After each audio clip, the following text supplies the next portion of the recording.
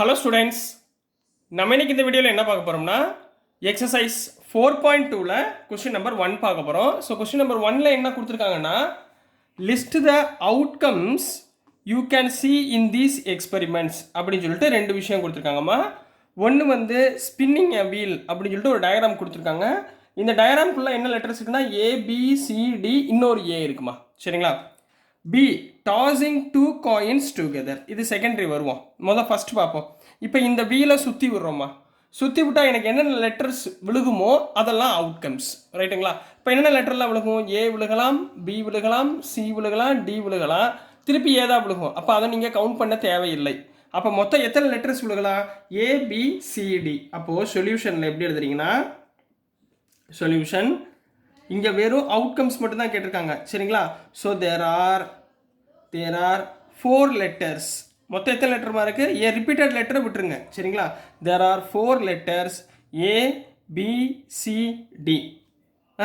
Therefore possible outcomes, therefore possible outcomes R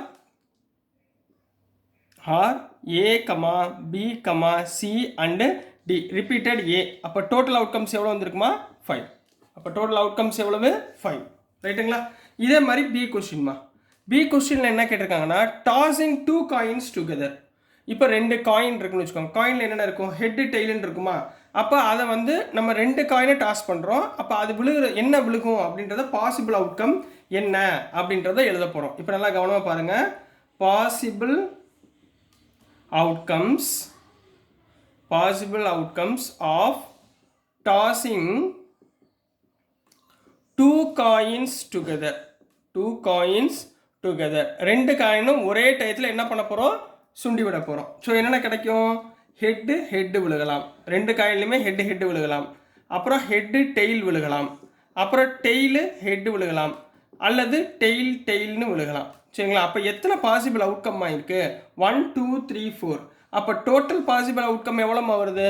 4 is the total possible outcomes of the given ப்ராப்ளம்மா. மேலே உள்ளதுக்கு 4 போட்டுக்கோங்க. ஏபிசிடியில் மொத்தம் 4 தானே, நான் 5 எழுதியிருக்கேன் பாருங்கள், தப்பாக எழுதியிருக்கேன், சரிங்களா.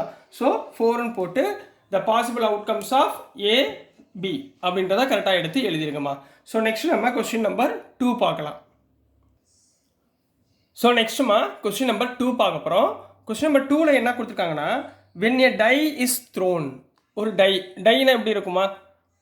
சிங்கிள் ஃபேஸ் 1 2 3 4 5 6, டோட்டல் 6 ஃபேஸஸ் இருக்கும், ரைட்டுங்களா. List the outcomes of an event of getting அப்படின்னு சொல்லிட்டு 2 சப்டிவிஷன் கொடுத்துருக்காங்கம்மா. இதில் ஃபஸ்ட்டு சப்டிவிஷனில் ஏ என்ன கொடுத்துருக்காங்கன்னா, எ ப்ரைம் நம்பர் அப்படின்னு கேட்டிருக்காங்கம்மா, சரிங்களா. இதை கண்டுபிடிக்கிறதுக்கு முன்னாடி நம்மளுக்கு என்ன பண்ணணும்? பாசிபிள் அவுட்கம்ஸ் எவ்வளவு அப்படின்றத ஃபைன் பண்ணி வச்சுக்கணும், ரைட்டுங்களா. அப்போது first here possible outcomes of a die, possible outcomes of a die. இப்போ என்னென்ன நம்பர்மா விழுகும்? 1 2 3 4 5 6 இதெல்லாம் விழுகுங்களா. அப்போ டோட்டல் பாசிபிள் அவுட்கம் எவ்வளவு? 6 வேணால் எழுதிக்கோங்க. டோட்டல் பாசிபிள் அவுட்கம் வந்து 6. இதை ஞாபகத்தில் வச்சுக்கோங்க, சரிங்களா. இது ஞாபகத்தில் இருக்கட்டும். இதை வச்சு தான் நம்ம இந்த சம் செய்ய போகிறோம், ரைட்டுங்களா. இப்போ கெட்டிங் எ ப்ரைம் நம்பர், ரைட்டுங்களா. ஃபஸ்ட்டு எ ப்ரைம் நம்பருடைய அவுட்கம்ஸ் எழுத போகிறோம், ரைட்டுங்களா. அந்த outcomes of an even getting a prime number. அப்போ நம்பர் ஏ சப்டிவிஷனில் எ ப்ரைம் நம்பர் என்னென்னமா இருக்குது? 2 3 5. அப்போ டோட்டல் பாசிபிள் அவுட்கம் எவ்வளவு? 3. getting a prime number of outcomes, total possible outcomes 3, ரைட்டுங்களா. இதே மாதிரி சப்டிவிஷன் பீமா, outcomes of not prime, outcomes of not a prime, ரைட்டுங்களா. ப்ரைம் நம்பர் இல்லாத நம்பர்ஸ் என்னென்ன இருக்குது? 1 4 6, ரைட்டுங்களா. அப்போ டோட்டல் எத்தனை நம்பர்ஸு? 3, ரைட்டுங்களா. நான் டோட்டலும் சேர்த்து சொல்லி கொடுக்குறேன், சரிங்களா. சேர்த்து எழுதிக்கோங்க. சப்டிவிஷன் 2ல் என்ன கொடுத்துருக்காங்கன்னா, 2ல் ஏ, சரிங்களா. என் நம்பர் கிரேட்டர் தேன் 5ன்னு கேட்டிருக்காங்கம்மா. கிரேட்டர் தேன் 5ன்ற நம்பர் என்னம்மா இருக்குது இதில்? அதாவது 5 விட அதிகமான நம்பர் என்ன இருக்குது? ஒரே ஒரு நம்பர் தான் இருக்குது, 6, ரைட்டுங்களா. அப்போ மொத்த பாசிபிள் ஈவெண்ட் 1. நான் ரெண்டையுமே சொல்லித்தரேம்மா. 6ன்றது 5 விட கிரேட்டர் தென் இப்போ பாசிபிள் 1. செகண்ட் பி சப்டிவிஷனில் என்ன கேட்டிருக்காங்கன்னா a number not greater than 5. a number not greater than 5. அப்போ என்னென்ன நம்பர்மா இருக்கும்?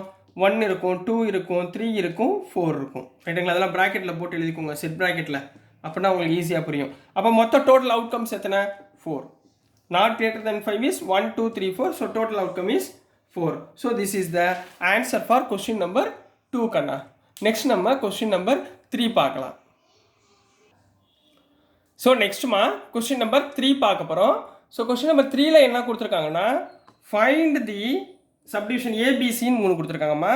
இதில் ஏ என்ன கொடுத்துருக்காங்கன்னா probability of the pointer stopping on D. இப்போ ஒரு பாயிண்டர் கொடுத்துருக்காங்கம்மா. இந்த மாதிரி இந்த பாயிண்டர் வந்து டியில் நிற்கிறதுக்குரிய, இப்போ சுற்றி விட்றோம், இப்படி சுற்றி விட்டோம்னா இதில் டியில் நிற்கிறதுக்குரிய ப்ராபபிலிட்டி என்ன அப்படின்றத ஞாபகத்தில் வச்சுக்கணும். சரிங்களா? இப்போ maximum probability of any event கண்டுபிடிக்கக்கூடிய ஃபார்முலா இருக்குமா, அது மூலம் படிச்சுக்கோங்க.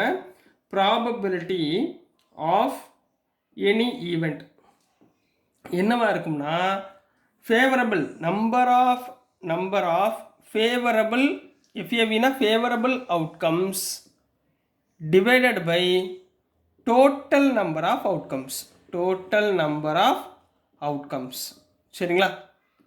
இதை நம்ம எழுத போகிறோம்மா. இப்போ ஃபேவரபிள் அவுட்கம்னா இந்த நம்ம பாயிண்டர் எங்கே போய் நிற்க போகிறோம்? டியில் நிற்க போகுது. சரிங்களா? அப்போ ஃபேவரபிள் அவுட்கம் என்ன? therefore ஃபேவரபிள்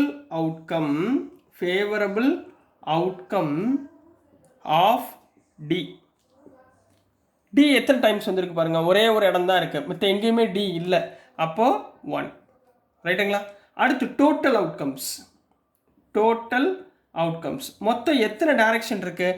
இங்கே நல்லா ஞாபகத்தில் வச்சுக்கோங்க. இதில் வந்து ஏபிசிடியில் மட்டும் நிற்க போகிற கிடையாது, இன்னொரு ஏழையும் நிற்கும். ரைட்டுங்களா? இப்போ மொதல் சம்மில் பார்த்தீங்கன்னா நம்ம வெறும் 4 பாசிபிலிட்டிஸ் தான் எடுத்துக்கிட்டோம், ஏபிசிடின்னு. இன்னொரு ஏ இருக்குமா, நீங்கள் 2 வாட்டி போட வேணாம்னு சொல்லி சொன்னேன். இப்போ ஏன்னு கேட்டால் நீங்கள் வந்து ஃபேவரபிள் அவுட்கம் என்ன சொல்வீங்க? 2ன்னு போடணும். புரியுதுங்களா?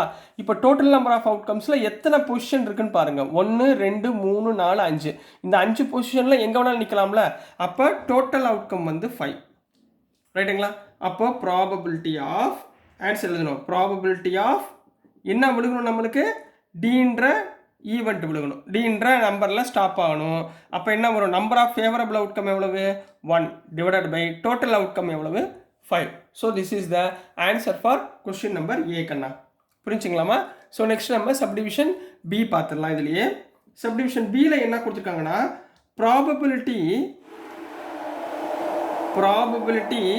Of getting an ace from a well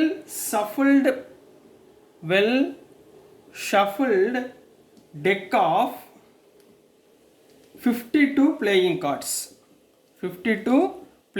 cards. எல்லாரும் கார்டு விளாண்டுருப்பீங்கன்னு நம்புகிறேன். சரிங்களா?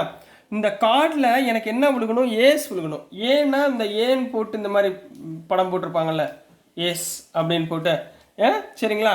இந்த மாதிரி நம்பர் உள்ள ஒரு கார்டை வந்து நான் எடுக்கணும். சரிங்களா? அப்போ மொத்தம் கார்டில் எத்தனை கார்டு இருக்கும்? Total number of cards 52. இதில் ஆஸ் வரக்கூடிய கார்டு எத்தனைமா இருக்கும்? மொத்தம் 4 இருக்கும். அதாவது கிளவர், ஹார்டின், டைமண்ட், ஸ்பேடு, மொத்தம் 4 இதில் ஆஸ் வருமா? சரிங்களா? அப்போ ஆஸ் உள்ள கார்டு எத்தனை? 4. டோட்டல் நம்பர் ஆஃப் கார்டு எத்தனை? 52. அப்போ எழுதுங்க பார்ப்போம். Total number of cards equal to 52. ரைட்டுங்களா? இதில் ஏஸ் கார்ட்ஸ் எத்தனைமா இருக்குது?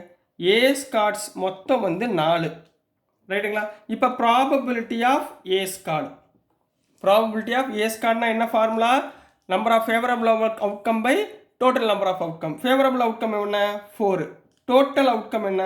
52. அப்போ கேன்சல் பண்ணிங்கன்னா 1/13. So this is the answer for subdivision B கண்ணா. நெக்ஸ்ட் நம்ம சப்டிவிஷன் சி பார்க்கலாம்.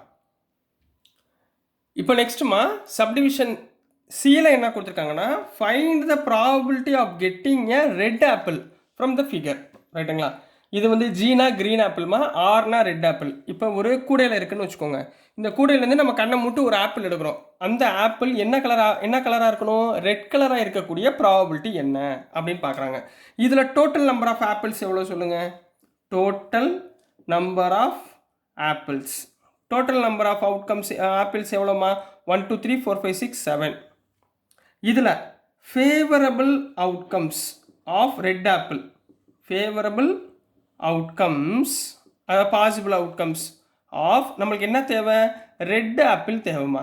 ரெட் ஆப்பிள் எத்தனை இருக்குது பாருங்கள், 1 2 3 4, 4 ரெட் ஆப்பிள் இருக்குது, ரைட்டுங்களா? இப்போ இந்த 7லேருந்து 4 ரெட் ஆப்பிளில் நம்ம ஃபேவரபிள் அவுட்கமாக எடுத்தாச்சு. அப்போ probability of red apple, probability of red apple என்ன வரும்? ஃபேவரபிள் அவுட்கம் எவ்வளவு? 4. டோட்டல் அவுட்கம் எவ்வளவு? 7. So 4/7 is the probability of the given problem question number C கண்ணா. ஸோ டியர் ஸ்டூடெண்ட்ஸ், நான் அனுப்புகிற வீடியோஸ் உங்களுக்கு புரிஞ்சிருக்கும்னு நம்புகிறேன். பிடிச்சிருந்துச்சுன்னா மறந்துடாமல் லைக் பண்ணுங்கள், ஷேர் பண்ணுங்கள், மறக்காமல் சப்ஸ்கிரைப் பண்ணி சப்போர்ட் பண்ணுங்கள் ஸ்டூடெண்ட்ஸ். தேங்க்யூ.